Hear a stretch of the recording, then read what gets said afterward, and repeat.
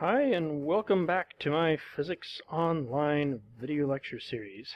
Today's video is about sound and hearing. So once again, we're looking within our unit on sound. Today's is a little bit different than some of the other lectures in as much as we're kind of bringing not exactly physiology into this physics lecture. I'm not really going to talk about the physiology of hearing. That is something that would be more appropriate to do in a physiology course. But I am going to talk about sort of the, let's call them physiological effects on hearing, and specifically about what we would call loudness as opposed to, say, intensity and intensity level. These things are intertwined, but they're not identical to each other. Okay? As always, this is an algebra-based physics introductory course that I'm doing this for. But if you are taking a calculus-based course, a lot of the discussion in here is still perfectly valid and pertinent to your course. But I'm doing this mostly for the algebra-based course. What I have here is a graph, basically a set of plots, which I've pulled from the OpenStax College Physics textbook, the freely available textbook that you can go look up online. You can just search for OpenStax College Physics, and this is from the chapter on sound and the section on hearing specifically. What it is showing is as follows. You have the plot itself. If you look at the axes, you have sound level upon one axis. You have frequency on the other axis. This frequency is plotted on a logarithmic scale. So that means, if this represents roughly 0 hertz and here's 40, I don't have to go twice as far from 0 to get to 80. I don't have to go, etc. Like 40 goes into 1,000 25 times. But you can see that 40 is here, 1,000 is here. It's not a factor of 25 stretch along the axis. So this is a logarithmic scale.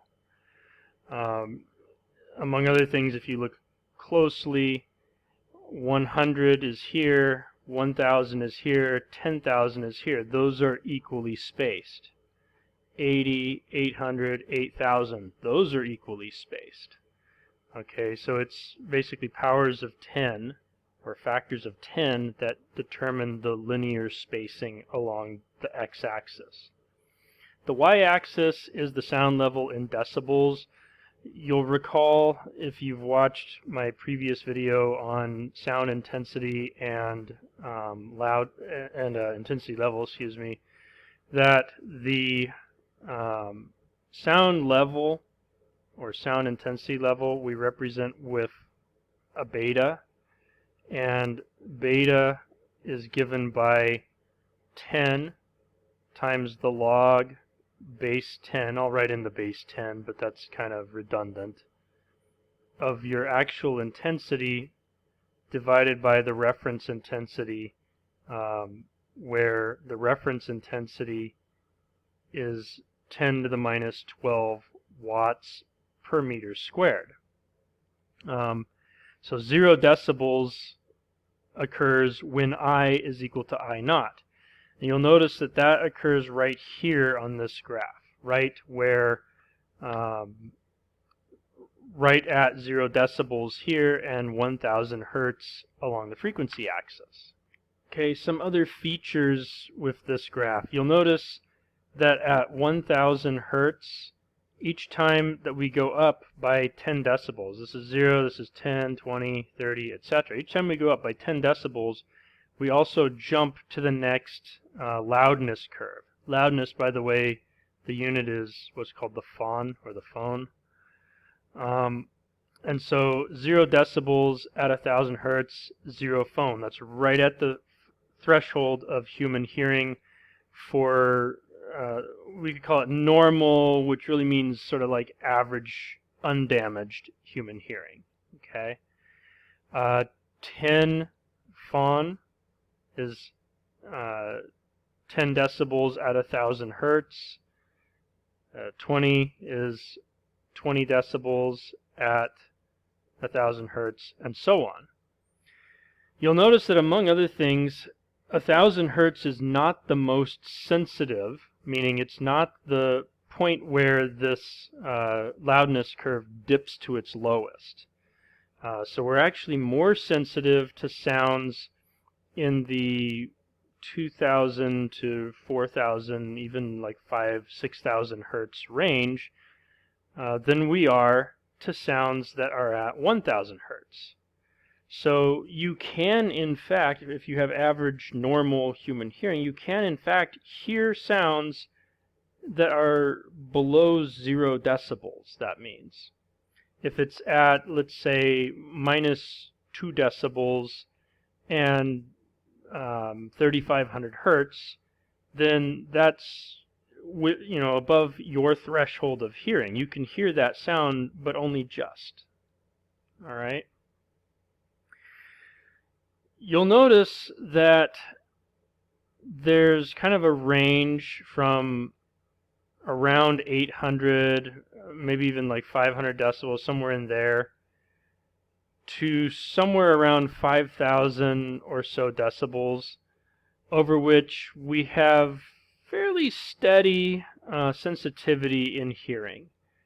It is a factor of 10 difference between, say, this point right here and if you had a sound that was this loudness. So we're looking at probably a factor of 8 to this point right here, from here to here.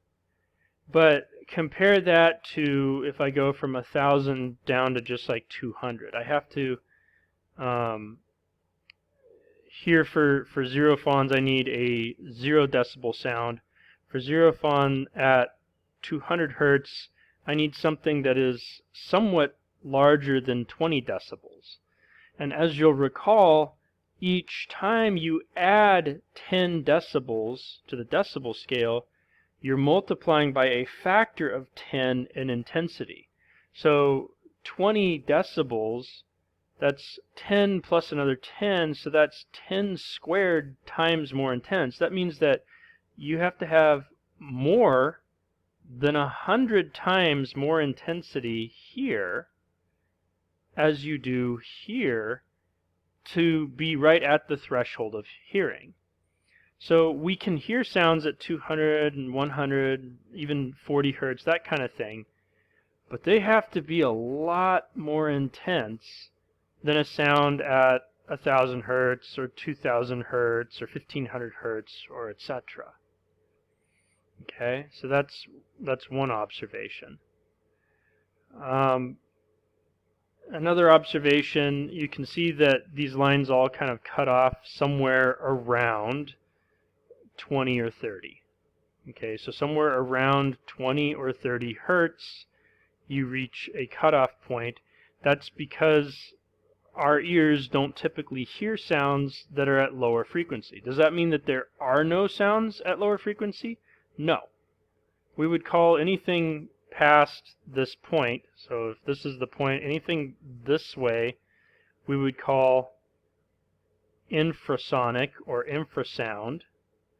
And anything past about 20,000, somewhere in the neighborhood of 20,000, this would be ultrasonic or ultrasound.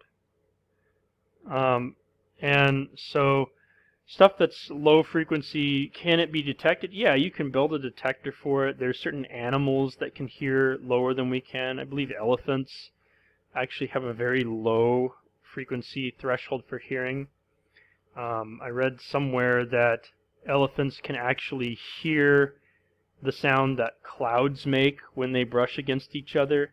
That's a very low frequency sound. We can't hear it, but elephants apparently can. And then over here in the ultrasonic range, you're looking at simple things like dog whistles. You blow on the dog whistle, it's too high pitched for you to hear it, but the dog can hear it just fine. Dolphins and bats with their echolocation, this is working even higher frequency in the ultrasonic. I believe they can go up to about 100 kilohertz. And then on top of all that, you have like medical ultrasound, you have ultrasonic baths. So like I have my wedding ring right here. Mine's pretty simple, but my wife's has diamonds and that kind of thing in it that are set up on little mounts. If you want to clean those, one way that you can go about it, and this works for my ring, but it works better for like her ring, you can put it in an ultrasonic bath, and you have basically vibrations that are at tens of thousands of hertz. We can't hear that, but there are some animals that could. And at that high frequency, it actually tends to clean your jewelry. So if you take your jewelry to a jewelry cleaner, that's one of the things that they might do to clean the jewelry for you. Okay. Medical ultrasound, even higher, like often it's hundreds of kilohertz. We can go higher still, although that's for a different video to discuss. Essentially it starts getting absorbed too readily, and so it doesn't work as well for diagnostic purposes, although maybe for treatment purposes. Okay, so coming back to the part that we can hear, we have some frequency dependence for how loud a sound is. So maybe an example would illustrate this nicely. Alright, for our first example, we ask how much louder is a 60 decibel sound at 1000 hertz than a 40 decibel sound at that same 1000 hertz. So again, we can pull up our chart. We're looking at 1000 hertz in both cases. 60 decibels is along this dashed line. 1000 hertz is right here. 40 decibels is along this dashed line. 1000 hertz again is right here.